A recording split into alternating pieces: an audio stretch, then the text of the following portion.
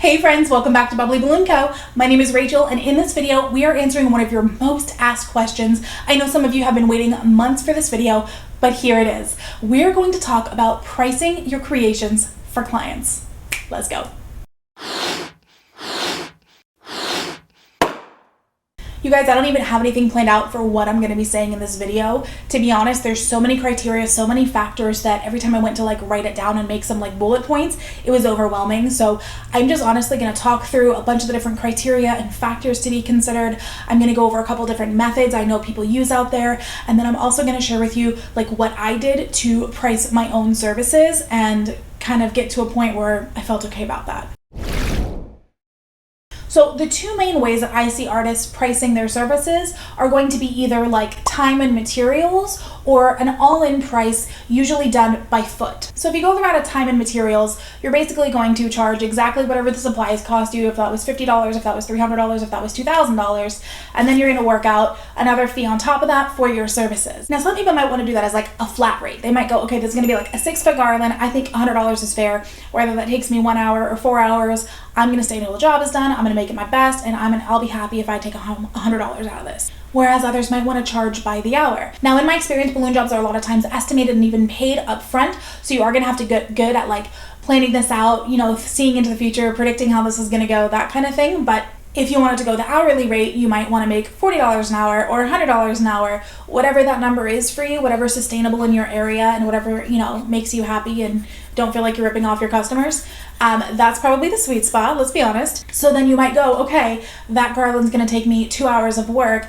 I'm gonna charge, let's say $50 an hour. I'm gonna charge $100 for labor on top of whatever the materials were, okay? So that's a totally valid way to do things as well. What I think is easier, a little more kind of stable pricing system, and my personal preference, what I've been doing for a couple years now, is pricing by foot. Now, when you go out there and start looking at other artists' pricing, especially by foot, you're gonna be kind of blown away by what you find. You're gonna find people who are on the super cheap end of the spectrum, people who are on the super expensive end of the spectrum, and people who are so expensive that you're never gonna find out their prices. I will say the cheapest price I've ever seen is $10 a foot. The most expensive price I've ever seen listed was around $50 a foot.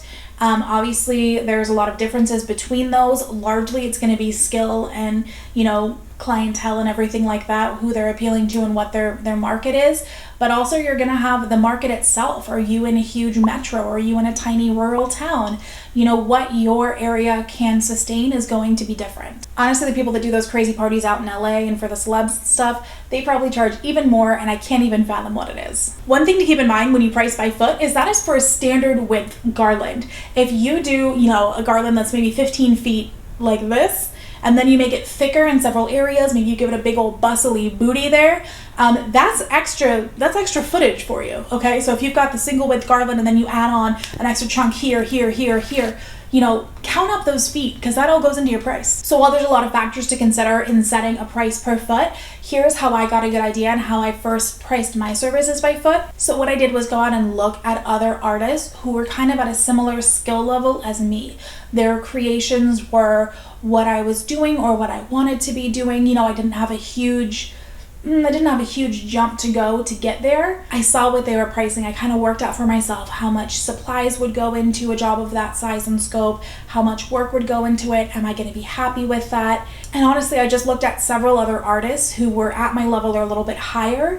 I looked at what they were pricing. It was all kind of in a similar range. I decided to go a little lower than them because I wasn't up to that level yet. I didn't want to rip anyone off. I wanted to, build a clientele that would keep coming back to me, send me referrals, stuff like that.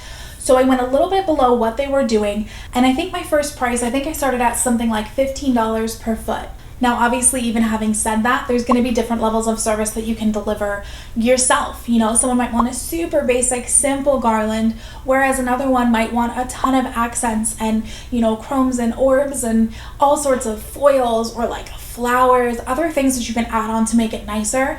And of course, that's going to be a higher tier of pricing. But for the basic simple one, I'm pretty sure I was around $15 per foot. Now, up until that point, I had just been getting a flat rate. I'd probably, on average, I think I was getting $150, something like that, to do I don't know, most garlands were 8 or 10 feet, somewhere in that range. So the client would either buy a kit themselves or they'd give me the money and I'd go shopping, and then they would pay me, 100, 150, something like that to put it together. but I was losing money a lot, and I felt like I was getting ripped off. Like a client would ask for like a 4-foot garland, and then they'd end up, by the time I was there and doing it, they'd be like, oh, bigger, bigger, bigger. And it honestly, that's what happened. At one point I ended up like doubling the scope of what was asked for, and then they like didn't even tip me or anything, and I was like, all right, buddy, like we're changing something.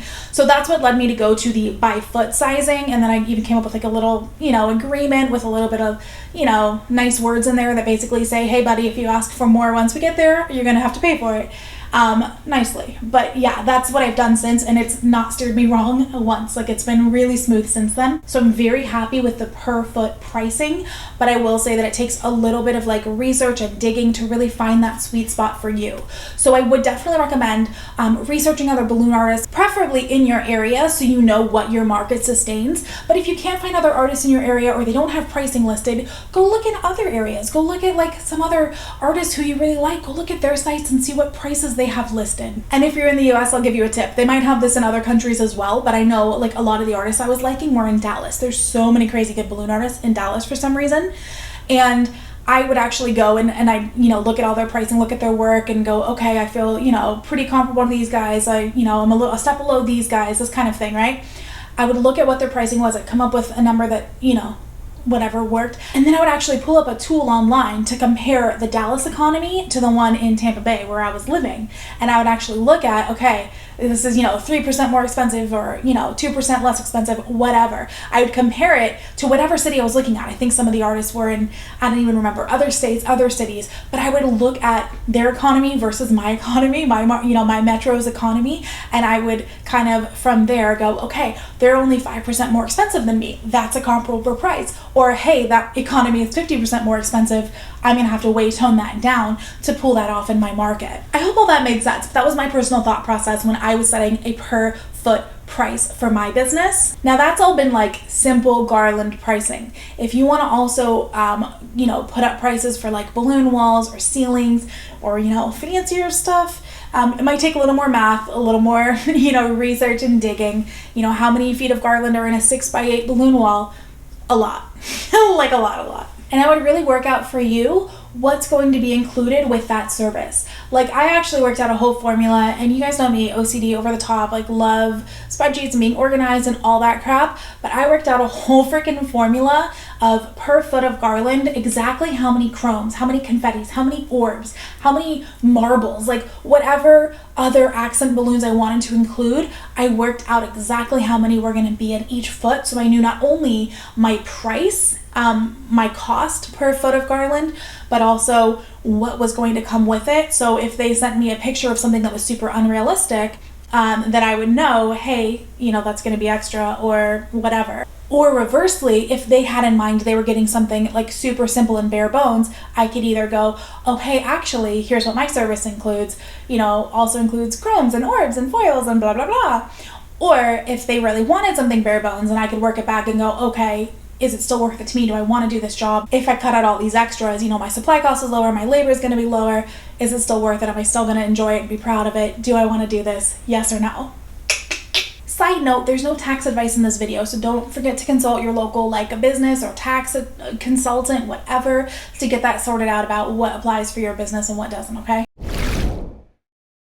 Okay, so we've talked about the two kinds of pricing. We've talked about charging materials and time. We've talked about charging by foot. We have talked about how to scope out other artists, what they're charging, how to figure out if that's going to work in your market and your economy. We've also talked about finding that sweet spot of what your local market is going to sustain, what's going to feel rewarding to you for all of the time you've put into learning this, for the supplies, the, sweat, the tears, all the other stuff that goes into some of these creations, because I know, and what feels like a fair value for the client. They don't feel like they're getting ripped off, they're happy, they would use you again. That's going to be kind of that sweet spot for you. Now let's talk about some other things to consider. You might want to have a minimum in place. It might not be worth your time. It might not be worth all of the hours that go into discussing it with the client or the event planner or whatever, planning out what the look's going to be if you do renderings for your client, which sometimes I do, and they're time consuming.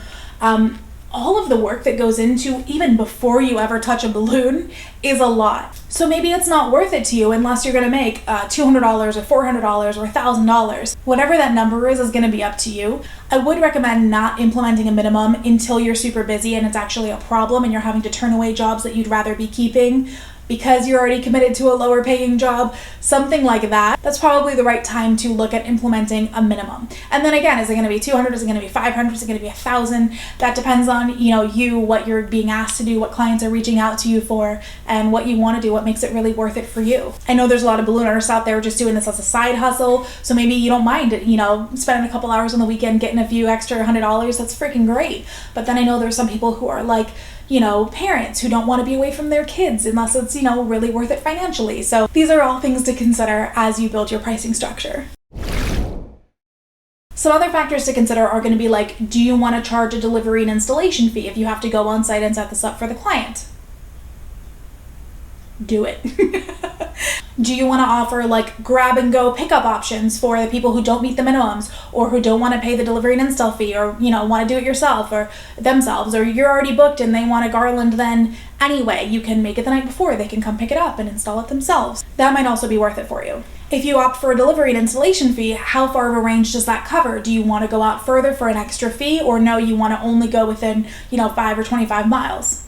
Not to overwhelm you, but even more things to factor into your pricing is like, where is the location? What time of day is it? If it's an outdoor party and they want, a 40-foot garland at 2:00 in the afternoon, good Lord, you're probably going to need help. That thing is going to last for it's not going to last very long being outdoors at that time. You're going to be absolutely melting. Outdoor installs do take extra effort and your price should reflect that. It's in an early morning job. Do they need you to clean up after? Do you have a very short window to set up? All of these things require extra time, possibly extra labor, extra help for you, maybe even extra vehicles. If you have minimal setup time, you can't build on site. Maybe you need to rent a truck to bring your, 30-foot garland in that won't fit in a normal car. These are all very realistic things that come up, and believe me, if you go through them once, you will never leave them out of your pricing again.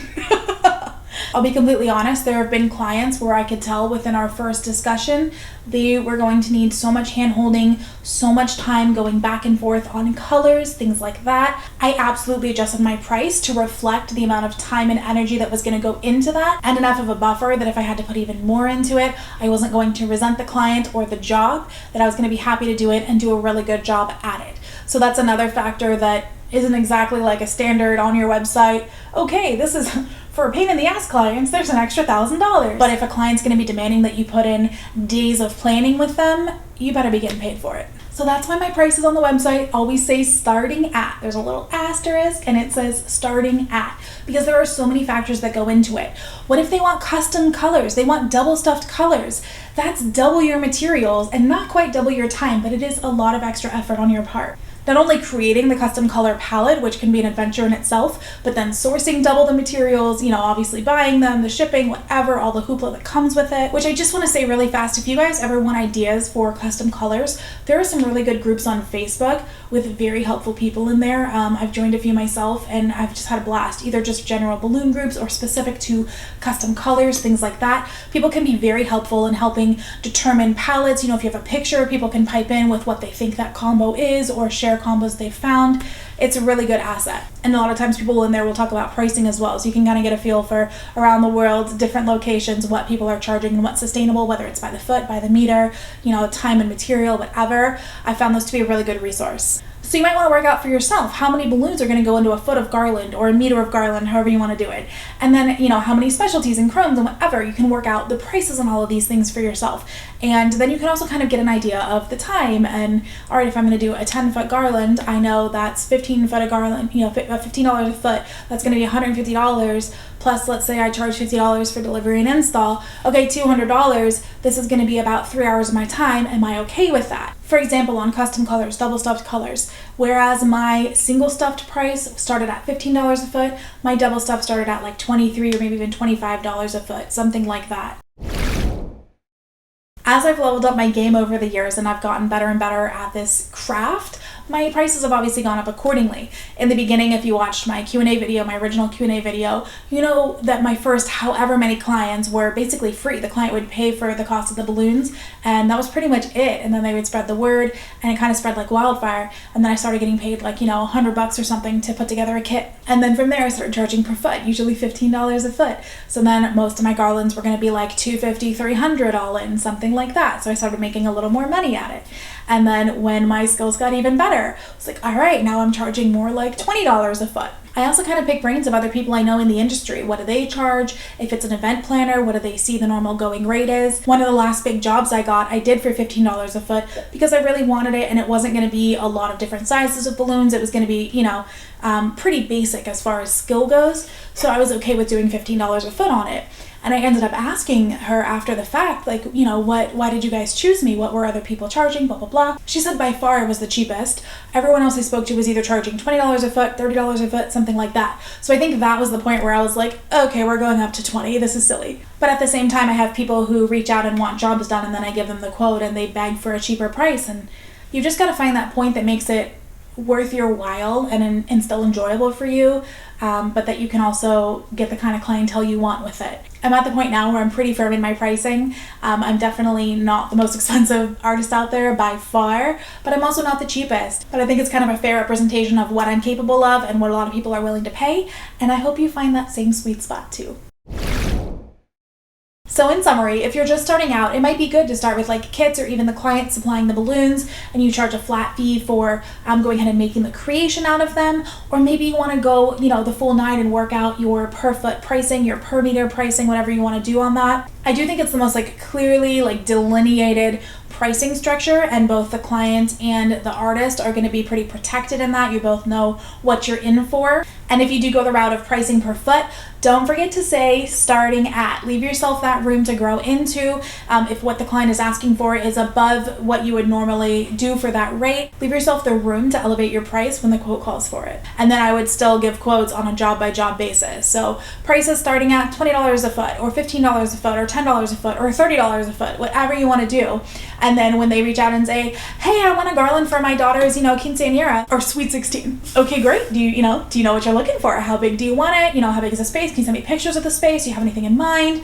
And then when they send you something back that's like, then you can go, yes, I can't wait to do that for you. Here's what it's going to cost. Did I answer your question on how to price a garland?